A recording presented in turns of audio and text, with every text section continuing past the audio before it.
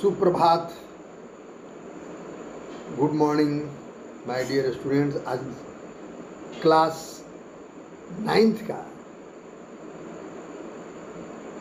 History का lesson 1 हम लोग पढ़ेंगे। फ्रांसीसी क्रांति।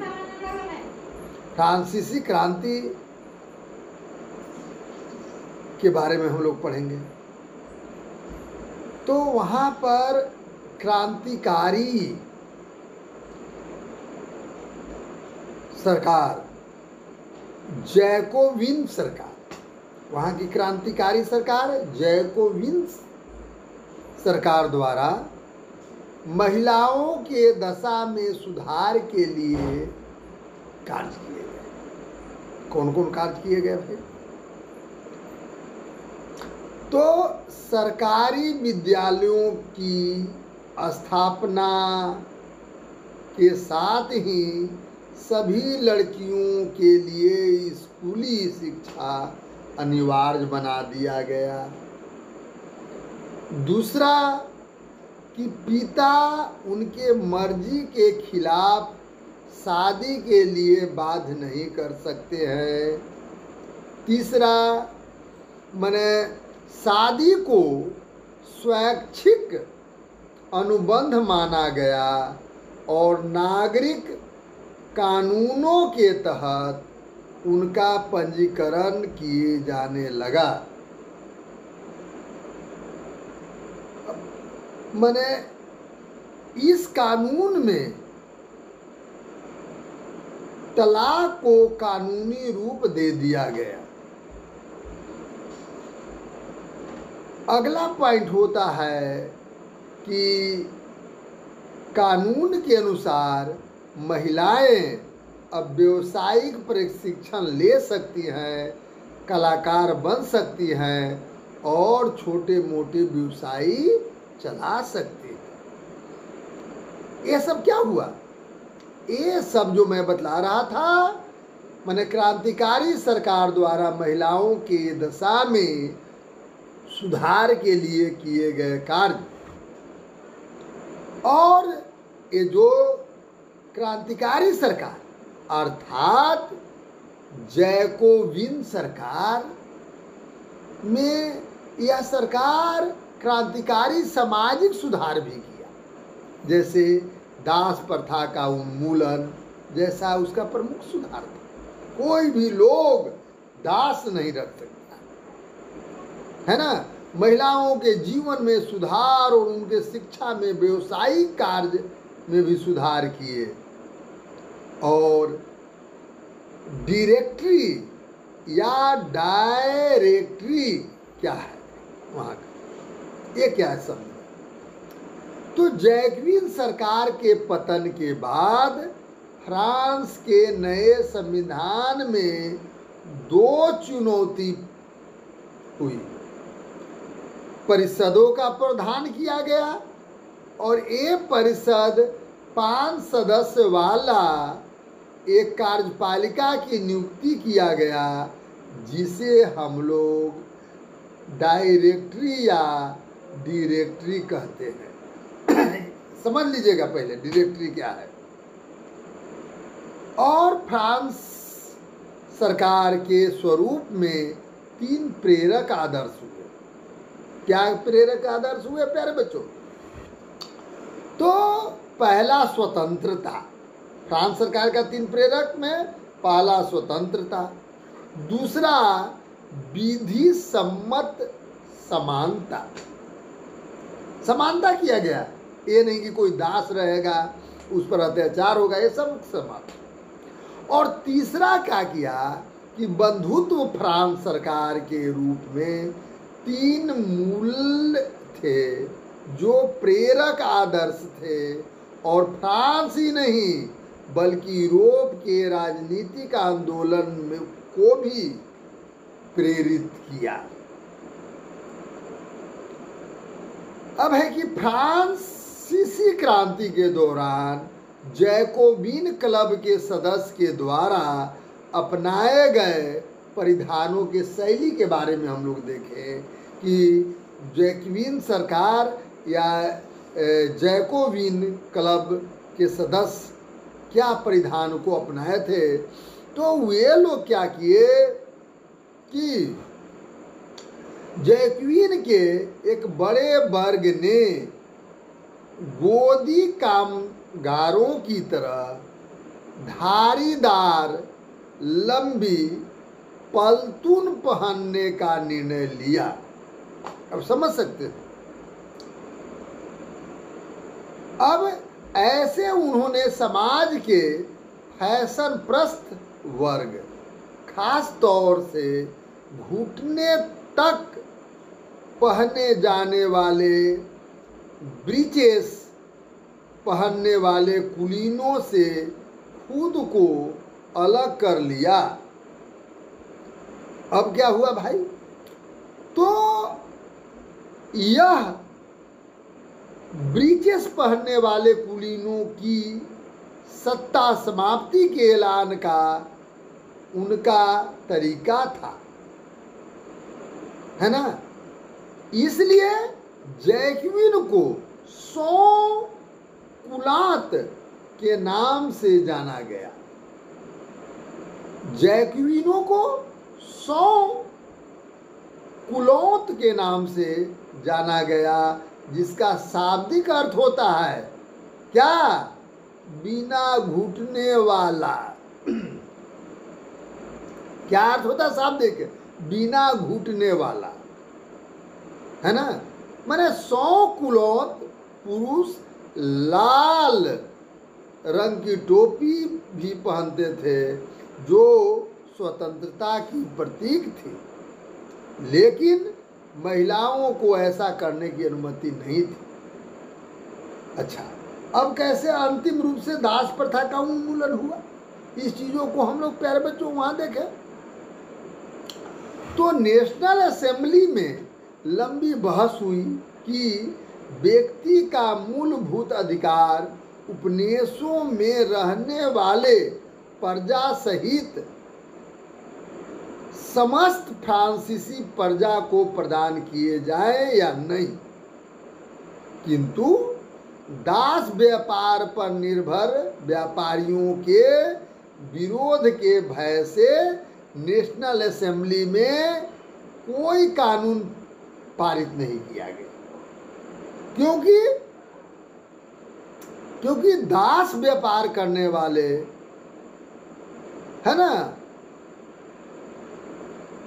या दास व्यापार करने वाले लोगों पर जो निर्भर व्यापारी थे, उनके भय से ऐसा किया गया। अंतिम रूप से दास प्रथा का उन्मूलन 1848 ईस्वी में अर्थात 1848 में किया गया। अब प्यारे बच्चों, ये देखना है कि सेंसरशिप की समाप्ति का क्या परिणाम हुआ। इस चीजों को पहले हम लोग देखें। तो माने वास्तिल के विध्वंस के बाद सन 1989 ईस्वी में, माने 1789 की गर्मियों में जो सबसे महत्वपूर्ण कानून अस्तित्व में आया, वह था सेंसरशिप की समाप्ति। प्राचीन राजतंत्र के अंतिम तमाम लिखित सामग्री और सांस्कृतिक गतिविधियों, किताब, अखबार, नाटक को राजा के सेंसर अधिकारी द्वारा पास किए जाने के बाद ही प्रकाशित या मंचित किए जाते थे। समझिएगा, माने जो भी है क्या चीजें, जैसे सांस्कृतिक गतिविधि या लिखित सामग्री या अखबार, नाटक, राजा के अधिकारी उसको पास करते थे, तब प्रभावित करते थे, प्रकाशित होता था, तब मंचन किया जाता था, है ना। ऐसा ना कि उस नाटक में राजा के विरोध को दर्शाता हो, जो जिसे पब्लिक क्या कर ले, बगावत कर ले, है ना। लेकिन अब अधिकारियों के घोषणा पत्र ने भाषण एवं अभिव्यक्ति की स्वतंत्रता को नैसर्गिक अधिकार घोषित कर कहा कि यह भाषण या अभिव्यक्ति का अधिकार जो है नैसर्गिक है, कोई भी बोल सकता है, कोई भी कुछ कर सकता है।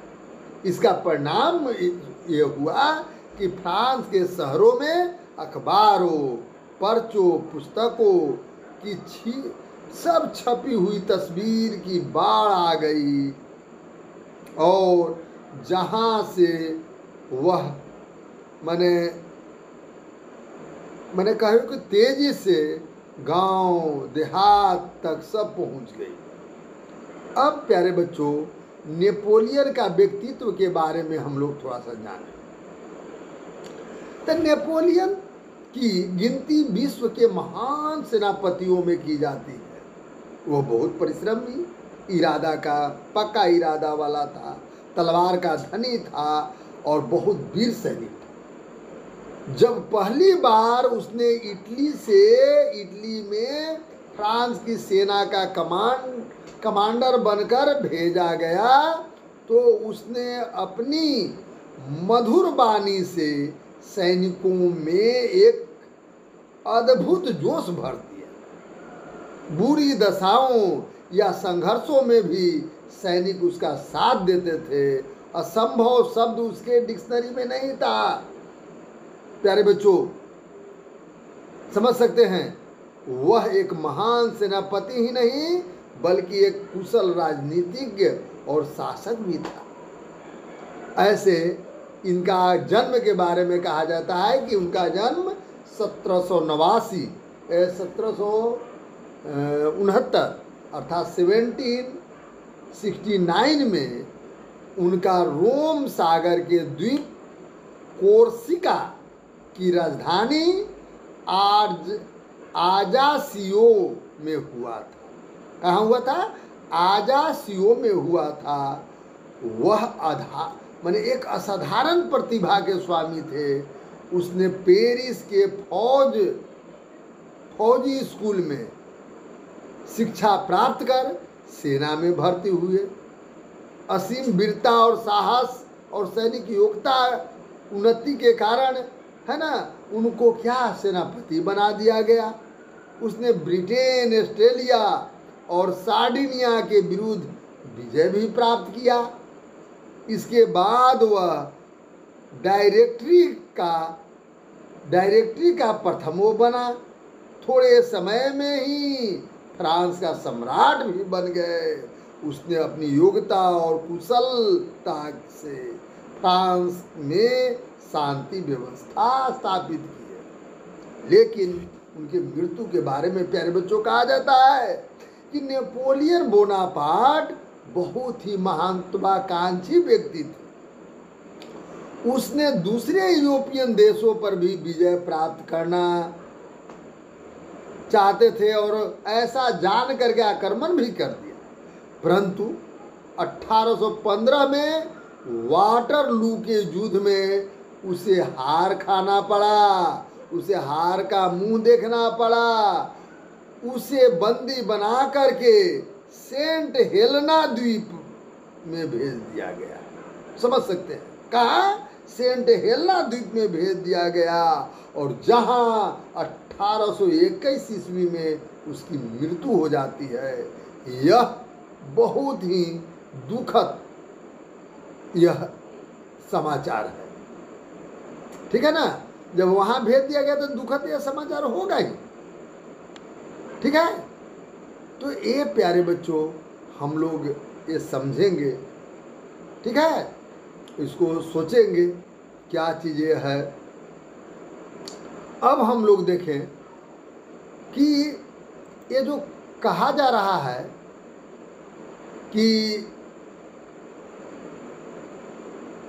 फ्रांस में फ्रांसीसी क्रांति में एक जो है फ्रांस की राजशाह का अंत के बारे में हम लोग कुछ जाने। तो सन 1792 की गर्मी में जैकोबिनो के खाद्य पदार्थों की महंगाई एवं अभाव से निराश पेरिस वासियों को लेकर एक विशाल हिंसक विद्रोह की योजना बनाई और 10 अगस्त की सुबह उन्होंने ट्यूलेरिये के महल पर धावा बोल दिया गया। राजा के रक्षक को मार डाला गया और खुद राजा को कई घंटे तक बंधक बना दिए गए।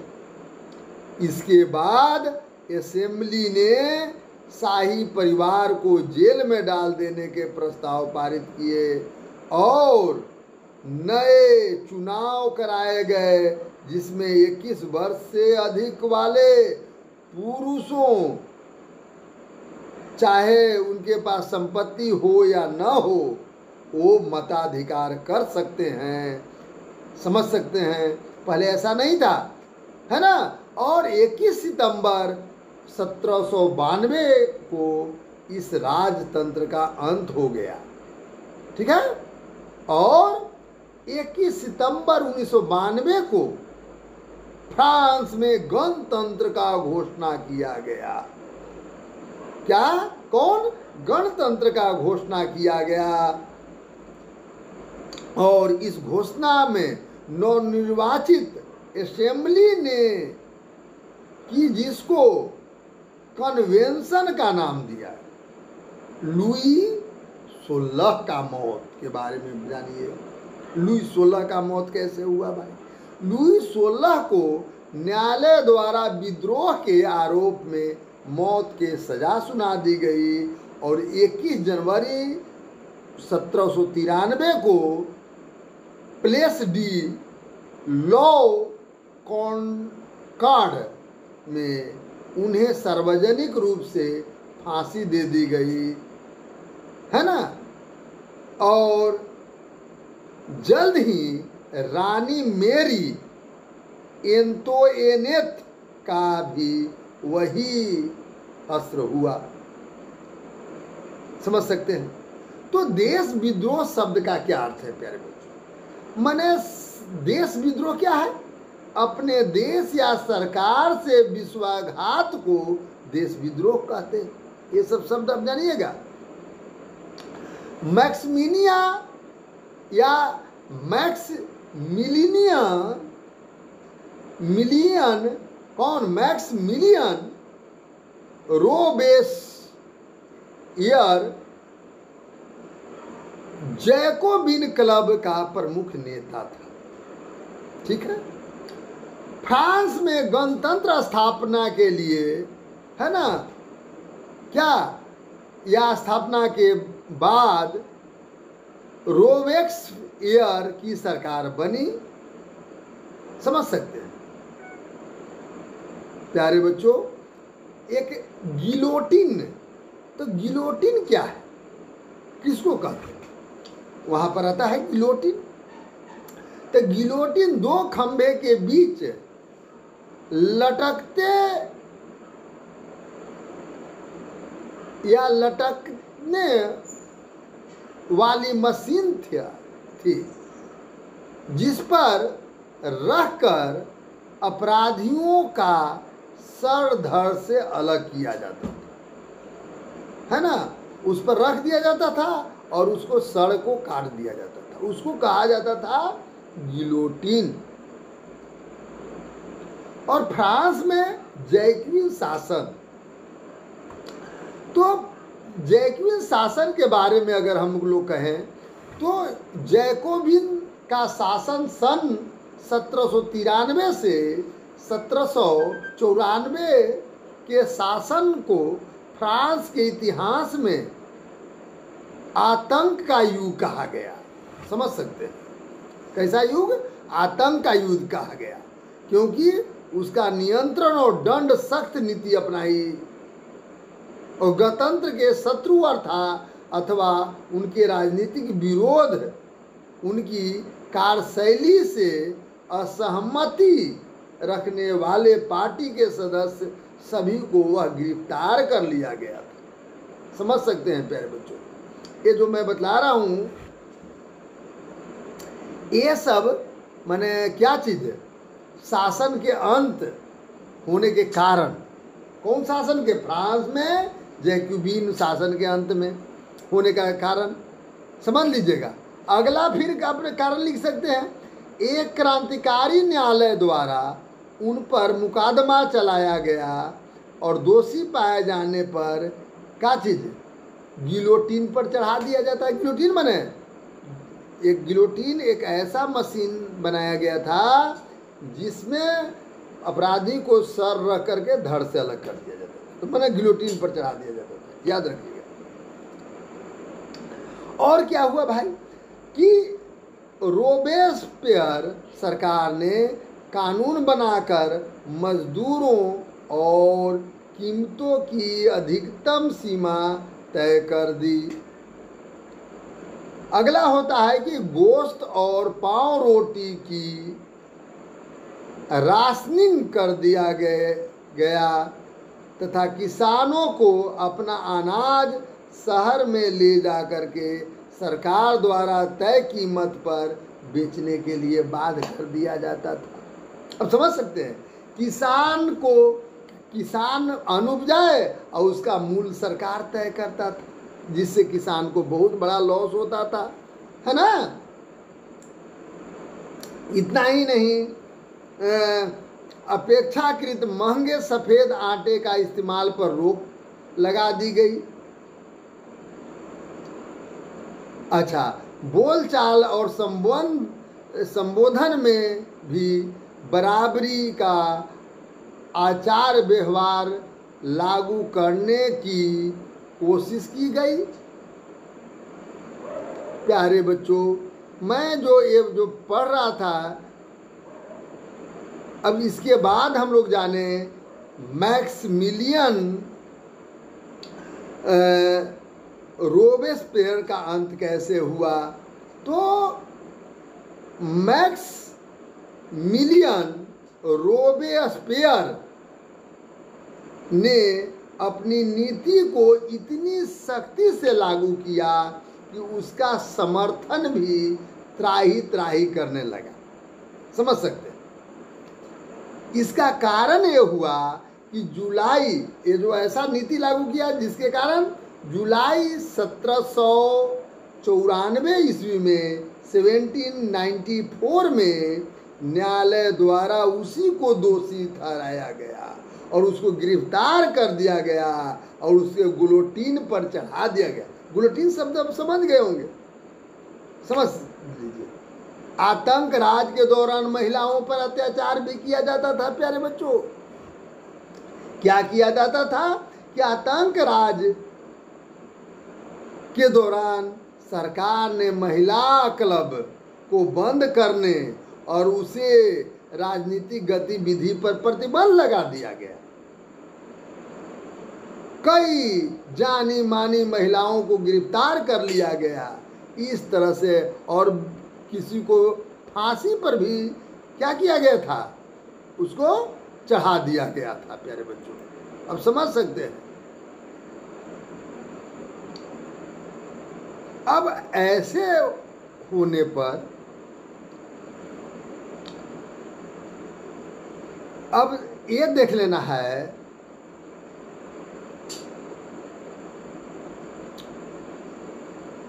प्यारे बच्चों, अब हम लोग थोड़ा सा देखें। ये जो कहता है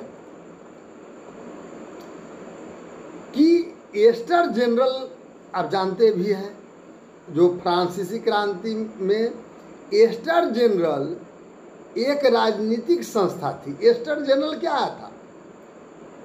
एक राजनीतिक संस्था थी। एस्टर जनरल है ना, एक राजनीतिक संस्था थी जिसमें तीनों एस्टर अपने अपने प्रतिनिधि भेजते थे और ये प्रतिनिधि नए कारों के प्रस्तावों, नए कर के प्रस्ताव की मंजूरी देते थे। समझ सकते हैं। नए माने कर के लिए तीनों मिल करके, कर माने टैक्स, के लिए मंजूरी देते थे, है ना। और इस संस्था का बैठक कब बुलाया जाए, इसका निर्णय कौन लेता था? इसका निर्णय जो वहाँ का राजा था, सम्राट था, वही लेता था। समझ सकते हैं। मैंने 5 मई 1789 मैंने 1789 को स्टेट जनरल की बैठक की गई। समझ सकते हैं, जिसमें फ्रांसीसी सम्राट लुई 16 5 मई 1789 में नए करों के प्रस्ताव का अनुमोदन के लिए स्टेट जनरल का स्टेटस जनरल का बैठक बुलाई। समझ गया ना। तो इस प्रतिनिधियों की मेजबानी के लिए वर्साय के एक आलीशान भवन को सजाया गया, उसको कोची के लिए, मेहमानी के लिए। और पहले और दूसरे स्टेटस ने इस बैठक में अपनी 300 करके 300 प्रतिनिधि भेजे, जो आमने सामने के क्या चीज़ कतारों में बैठा दिया गया। अब समझ सकते हैं। और तीसरे स्तर, आप समझ सकते हैं, आमने सामने 300 इधर 300 बैठाया गया है, लेकिन तीसरे स्तर जो था तीसरे स्टेटस जो था वह 600 प्रतिनिधि को पीछे खड़ा कर दिया गया। 300 ये बैठ गया, लेकिन 600 जो था वह पीछे खड़ा कर दिया गया। तीसरे स्टेटस के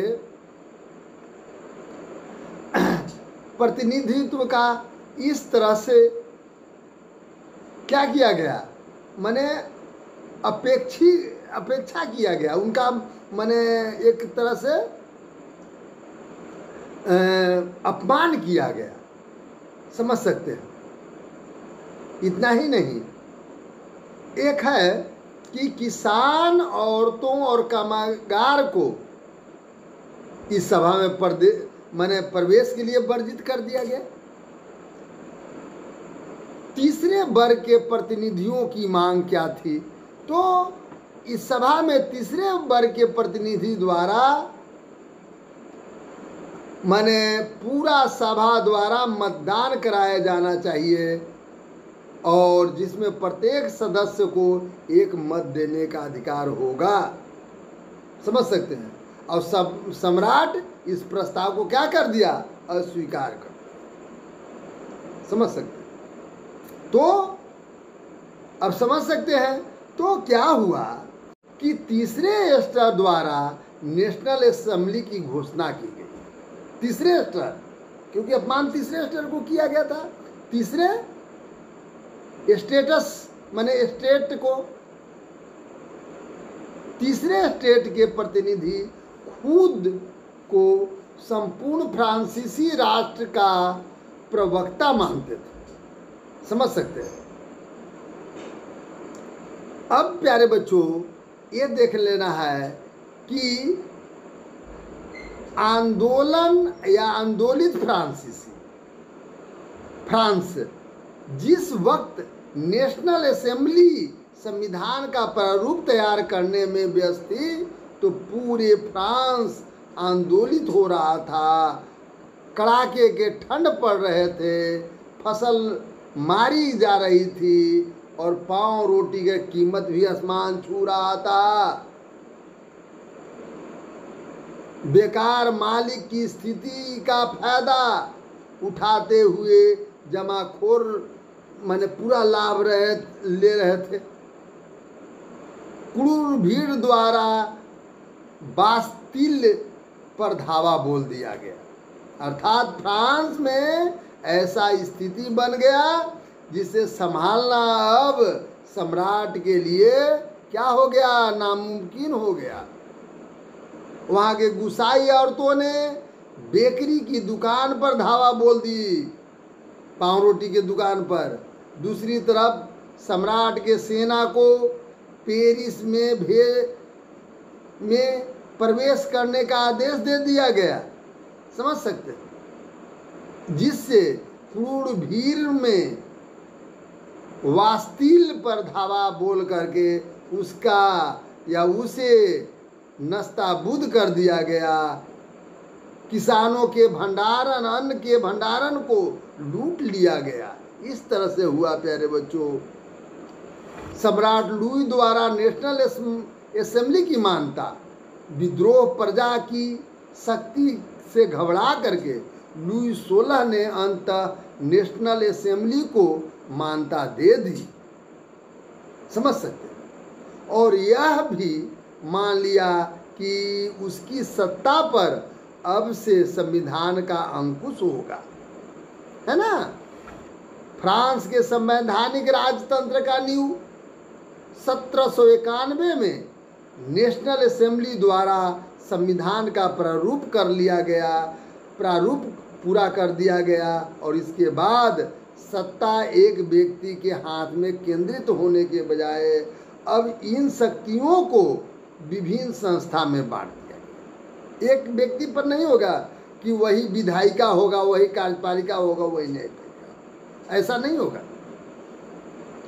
इसको 3 संस्था में बांट दिया गया, विधायिका, कार्यपालिका और न्यायपालिका, जो आज भारत में। तो इस तरह के विभाजन में स्थानांतरित कर दिया गया, है ना। और इस प्रकार से फ्रांस में संवैधानिक राजतंत्र की नींव पड़ी, है ना। नए संविधान का मुख्य उद्देश्य था सम्राट की शक्तियों को सीमित रखना। सक्रिय नागरिक जो थे वहाँ, नए संविधान के अनुसार फ्रांस की 2.8 करोड़ की जनसंख्या में लगभग 40 लाख लोग मताधिकार प्राप्त था, जिन्हें सक्रिय नागरिक कहा जाता था। अब समझ सकते हैं सक्रिय नागरिक वहाँ का क्या था। माने अब समझ सकते हैं कितना, माने 2.80 करोड़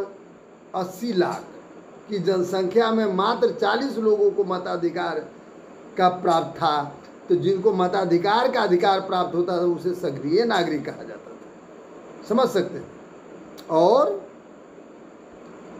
अब समझ सकते हैं निष्क्रिय नागरिक तो लगभग 30 लाख पुरुष, महिला, बच्चे और 25 वर्ष के कम उम्र वाले व्यक्तियों को मताधिकार प्राप्त नहीं था और उसको निष्क्रिय नागरिक कहते थे। विधायिका द्वारा कार्यपालिका पर नियंत्रण था। नया संविधान बन जाने पर विधायिका, जिसे नेशनल असेंबली कहा जाता था, और इससे 745 सदस्य थे। इसके कितने? 745 सदस्य थे। फ्रांस में कार्यपालिका में वह स्वयं सम्राट और उनके मंत्रीगण शामिल होते थे। न्यायपालिका का चुनाव भी यही सक्रिय नागरिक के वोट द्वारा न्यायपालिका भी चुना जाता था। और पुरुष और नागरिक अधिकार घोषणा पत्र क्या है भाई? तो नए संविधान के शुरुआत में इस घोषणा पत्र से हुआ कि राज्य का यह कर्तव्य माना गया कि प्रत्येक नागरिक के नैसर्गिक या जन्मजात अधिकार की रक्षा करने। समझ गए ना? अर्थात इन अधिकारों में शामिल था कि जीवन के अधिकार, अभिव्यक्ति की स्वतंत्रता का अधिकार, कानून बराबरी का अधिकार, ये सब उसमें था। अब देखना है प्यारे बच्चों, मर्सिलेस क्या है? तो यह एक देशभक्ति गाना था वहाँ का। मर्सिलेस कहाँ के? फ्रांस का एक देशभक्ति गाना था, जिसमें मर्सिलेस के स्वयंसेवियों ने पेरिस की ओर कूच करते हुए यह गाया था। इसीलिए उसको क्या चीज मेर्सेलिस हो गया और वह फ्रांस के राष्ट्रगान बन गया। क्रांति की आवश्यकता वहाँ पर भी पड़ी। नेशनल असेंबली द्वारा बनाए गए नए नए नियम, संविधान को हम देख तो पाते हैं कि 1991 में संविधान में सिर्फ अमीरों को ही राजनीतिक अधिकार प्राप्त थे, जिससे देश के बड़ा आबादी ठगा जा रहा था और ठगने के कारण एक क्रांति की आवश्यकता हो गई, है ना। क्या चीज की आवश्यकता हुई? क्रांति की आवश्यकता हुई प्यारे बच्चों। अब कहता है, अब वहां पर जैकोबिन क्लब है ना, जैकोबिन क्लब के सदस्य मुक्त समाज के कम वृद्धि हिस्से से आते थे, जिसमें छोटे दुकानदार, कारीगर है ना, जैसे जूता बनाने वाला, पेटी बनाने वाला, ये सब इसमें शामिल थे, समझ सकते हैं। और जैकोबिन क्लब के सदस्य का पहनावा क्या था भाई? मैंने पहले भी बतलाया कि जैकोबिन के क्लब के बड़े वर्ग ने गोदी कामगारों की तरह धारीदारी लंबी पतलून पहनते थे, है ना। ऐसे समाज के फैशन प्रस्त वर्ग, खास तौर से घुटने तक पहनने वाले, है ना, ब्रीचेस पहनने वाले बुफलिनों से खुद को अलग कर लिया गया। समझ सकते हैं प्यारे बच्चों। और पुरुष क्या पहनते थे? लाल टोपी पहनते थे, स्वतंत्रता का प्रतीक था। अच्छा, शौकुलात शब्द, ये तो मैंने बतलाया था, ये तो पहले भी बताया था। शौकुलात किसको कहते थे? बिना घुटने वाले, उसको कहा जाता है, ठीक है। अब देख लीजिए, एक और मैं बतला रहा हूं प्यारे बच्चों, इसमें ध्यान दीजिएगा। कहता है कि ये सब हम जान रहे हैं कि सन 1789 में फ्रांस में क्रांति हुई, जिससे विश्व के लगभग सभी देशों के सामाजिक क्षेत्र की दिशा ही बदल दी। इस क्रांति को फ्रांसीसी क्रांति के नाम से जाना गया, समझ सकते हैं। निरंकुश राजशाही माने ऐसे राजा जहां राजा ही सर्वस्व होता था, वहां के नागरिकों को कोई अधिकार प्राप्त नहीं था, है ना। निरंकुश राजशाही या शासन उसको कहते हैं। 1974 में बुर्बों राजवंश का लुई 16 फ्रांस के राजगद्दी पर आसीन हुआ और राजकोष खाली उस समय था और के युद्ध लड़ने के लिए कर्ज के बोझ से वह दबा हुआ था। समझ सकते हैं प्यारे बच्चों। अब समझ सकते हैं, इस तरह के था। अर्थात खाने पीने की वस्तु जैसे पाव रोटी की कीमत भी आसमान छू रही थी, वहाँ पर भुखमरी हो गया। अब प्यारे बच्चों, ये सब होंगे तो निरंकुश राजतंत्र तो उसको माना जाएगा। फ्रांसीसी समाज, अगर 18वीं शताब्दी में फ्रांसीसी साम्राज्य भी 3 वर्गों में बटा था, मैंने पहले ही बताया। प्रथम स्टेटस, द्वितीय स्टेटस और तृतीय स्टेटस, ये मैंने बतला दिया, है ना। प्रथम अगर कहा जाए तो लगभग 90% किसान थे, जमीन ये सब था। अब ये जो है कर टैक्स के बारे में, वहाँ के बारे में करें तो एक टाइड एक प्रकार के धार्मिक कर था। टाइड एक प्रकार के धार्मिक टैक्स था। फ्रांस में चर्चा द्वारा वसूला जाने वाला कर को टाइड्स कहा जाता था। समझ सकते हैं, है ना, टाइड्स उसको कहते थे। माने और एक है टाइड, टाइल। टाइल प्रत्यक्ष कर था, प्रत्यक्ष चल था, मैंने कर था या टैक्स था, जो सीधे जनता द्वारा राज को अदा किया जाता है, सीधा। वहाँ का कामगर मजदूरों का स्थिति के बारे में अगर देखें तो क्या था कि अधिकार कामगर कारखाने में काम करते थे और उनकी मजदूरी मालिक तय करते थे, लेकिन मजदूरी उस हिसाब से नहीं बढ़ते थे। लुई 16 द्वारा कर में वृद्धि किया गया। क्या किया गया?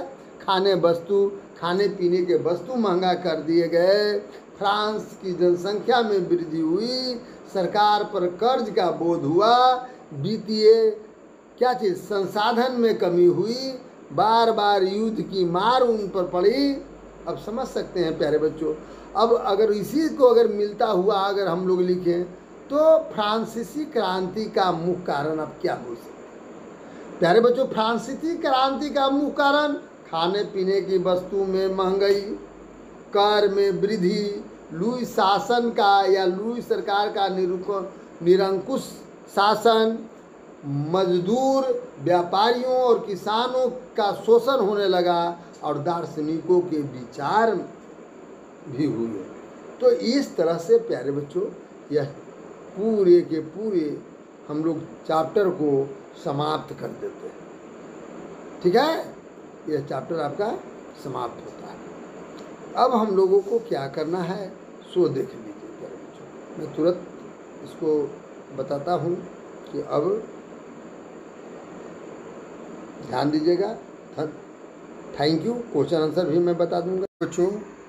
9th क्लास का लेसन 1 का क्वेश्चन आंसर हम लोग कर रहे हैं। जैसे जैसे लेसन 1 का हम क्वेश्चन आंसर करेंगे आप समझिएगा, है ना, कैसे